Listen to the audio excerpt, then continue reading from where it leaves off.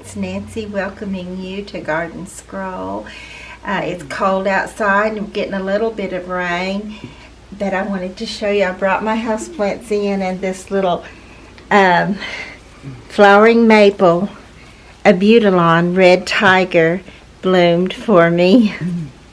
There's actually a few little blooms on there, so pretty. October the 26th. Look at the frost and the sleet, and it just laid over the grasses. Look at that.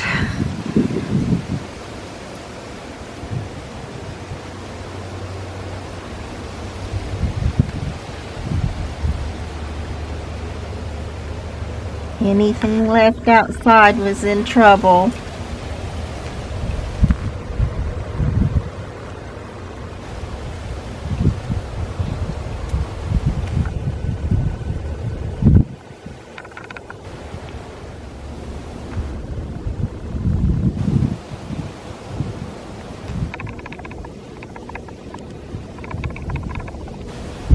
So I never did get to sit back in the garden, but I'm sitting back today.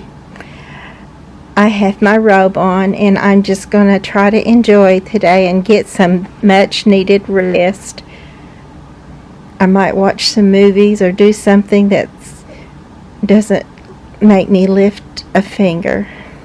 But anyway,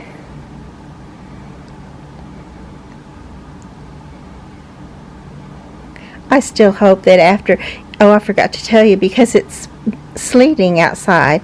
It is absolutely sleeting outside. There's ice all over my plants. They're all bowed down from the weight of it.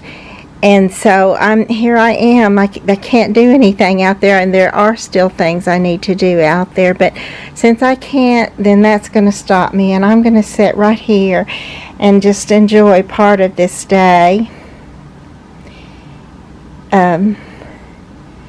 So anyway, that, and what else was I going to tell you?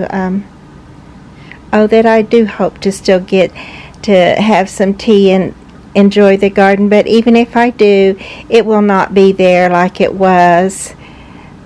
And I'm lucky that I got these things inside.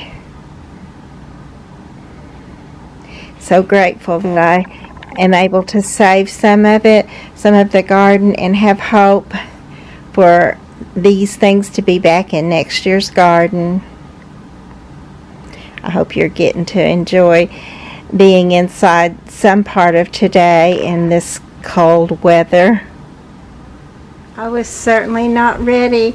Normally I have at least all the glass stuff covered, and the stuff that I consider fragile, even of the resin, I cover normally, and lots of plants I cover. So nothing got covered this time, and I was very lucky to get things brought in. Just the few things that I did, but I did get all my house plants in before this came, and I did wait a long time. I should have had them in the last of September.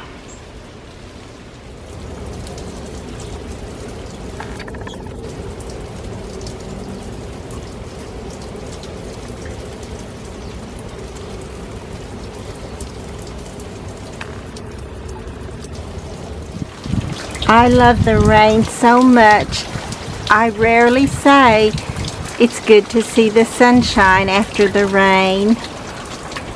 Even though, of course, it is, but it especially is today. It is so good to see the sunshine melting away all the ice and icicles and all the damage that has been done. Tree limbs falling down all around our area, and just so much damage. It was such a quick, early cold, and everything. All the annuals are totally dead now. The perennials are looking terrible, but hopefully they'll be back next spring.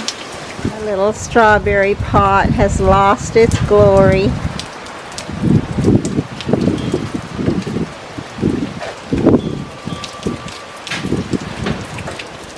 We still have a little bit of snow on the ground, but the trees are straightened back up, and I was beginning to wonder if they would. This little tree here was laid way down, like where it was almost on the ground, and back toward the back, that tiny little wispy tree right there was laid over like our grasses in the front, almost if not touching the ground. So, but we were very lucky in that they didn't go ahead and break off, because they're broken off all around us from older trees that just were more brittle, I guess. But anyway, they didn't make it, and it's so good to see the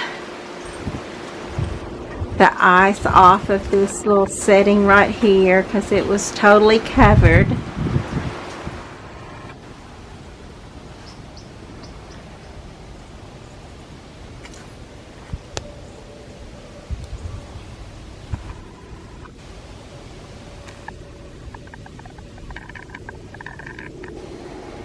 So there's nothing pretty to show you today. After the ice storm, everything looks terrible. Some of the mums still have some color, but that's about it, and not all of them. As you can tell, some of these over here are just barely hanging on to any color at all. But I guess it's time to let it go. There's nothing else we can do. It's gone. So if I didn't bring it in, there's no point to it now. Look at these lovely begonias. Remember what they used to look like when they were lovely?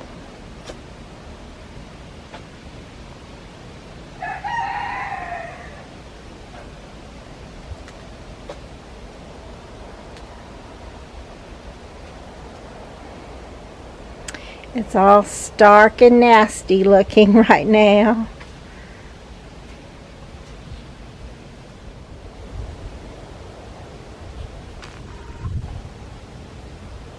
There's my lovely little yellow perfusion zinnias, all gone.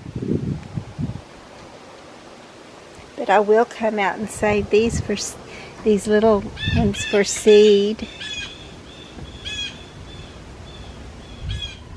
This is the kind of stuff people all over Oklahoma are having to do on a lot grander scale. We just had a few little limbs that came off. Remember when this used to be hanging on that limb, and these little owls were sitting on that limb?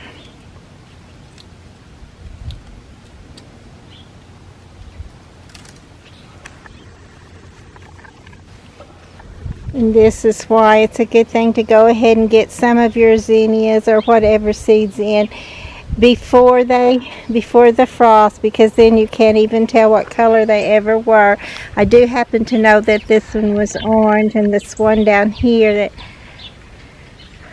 right here, was actually that pretty pinwheel of 2 tones of pink. So I will get those and take them inside and put them in a paper envelope and mark them as what color they are.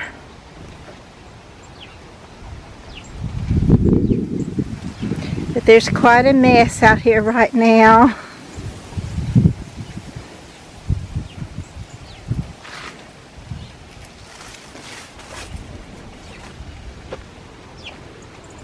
Remember these? How pretty they used to be.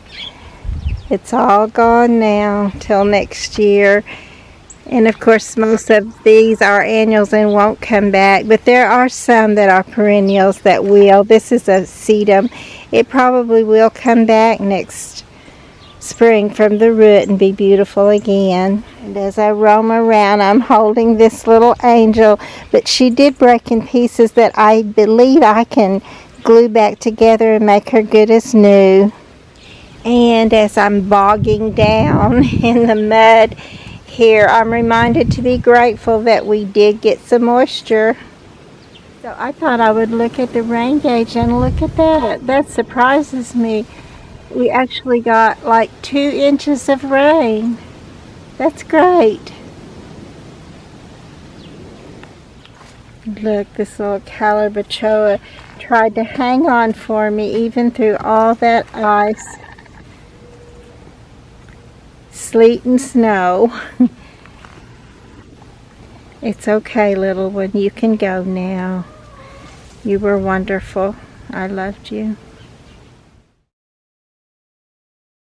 Remember the color that we had here.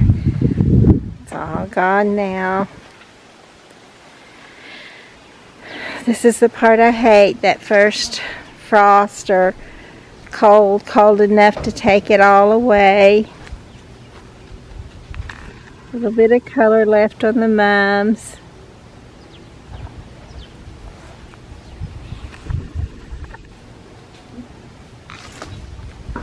But their surroundings are certainly nothing to brag about.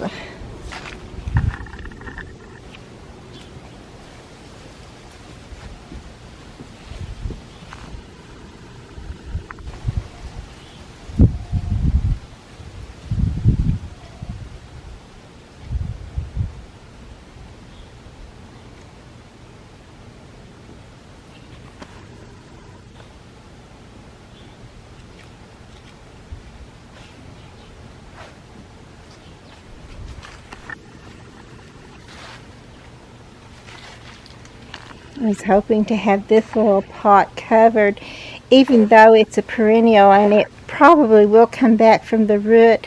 I like to cover these because it gives them a head start when spring comes. It does help them to have them covered where they can be protected some and yet still get air and moisture to their root. I also cover them with clear plastic so that they get sunlight.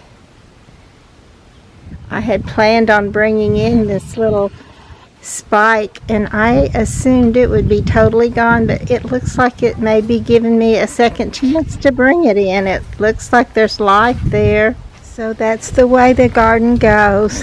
Work, work, work. You have to keep it watered in the heat of summer, which to me is probably the next to the worst thing. And of course this cleanup, once all this dries and becomes dead at the tops, or the annuals of course will die totally, but the perennials will still have their root. All this will die and then we'll clip it back, and in the spring it'll come back. So even though there's lots of work and every time there's a storm there's cleanup to do from what it's damaged,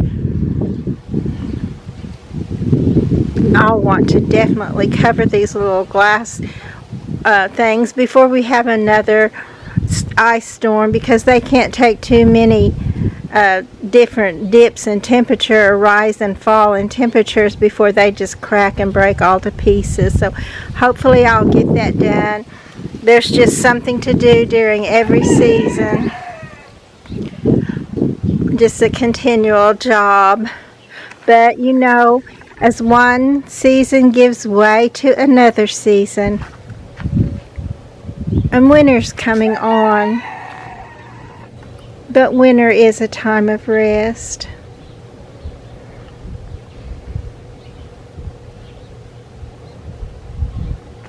This was the only iris bed I got clipped back before our ice storm.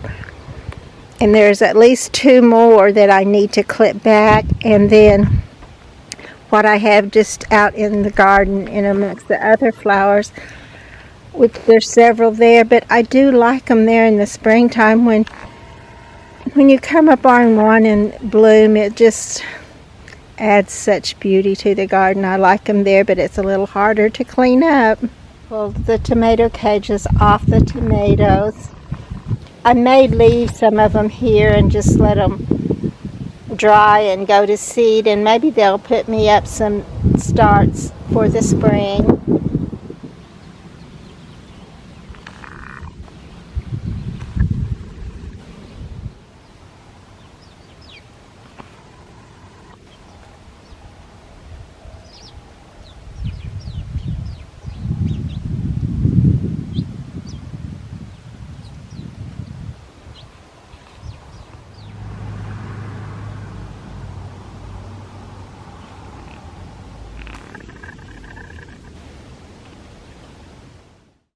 Of course, with all the sleet and snow, and especially the ice, there were power outages, and we were not missed by those either. Although we had our power come on and back off, on and back off, which at least we had a few chances to get a few things done. And God bless the line workers that take care of all that, because they have a tremendous job to do. As we lay some of our gardening work aside and enter into a winter of rest from our labors, I would like to read a few relating scriptures. Job 14:1 through 15. Man that is born of a woman is of few days and full of trouble. He cometh forth like a flower, and is cut down. He fleeth also as a shadow, and continueth not. And dost thou open thine eyes upon such a one, and bringest me into judgment with thee? Who can bring a clean thing out of an unclean? Not one.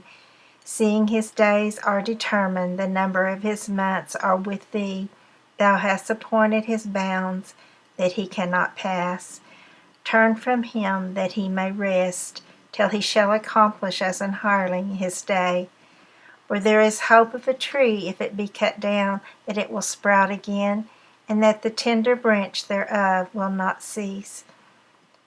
Though the root thereof wax old in the earth, and the stalk thereof die in the ground, yet through the scent of water it will bud, and bring forth boughs like a plant. But a man dieth, and wasteth away, yea, man giveth up the ghost, and where is he? As the waters fail from the sea, and the flood decayeth and drieth up, so man lieth down, and riseth not, till the heavens be no more. They shall not awake, nor be raised out of their sleep. Oh, that thou wouldest hide me in the grave, that thou wouldest keep me secret until thy wrath be past, that thou wouldest appoint me a set time, and remember me.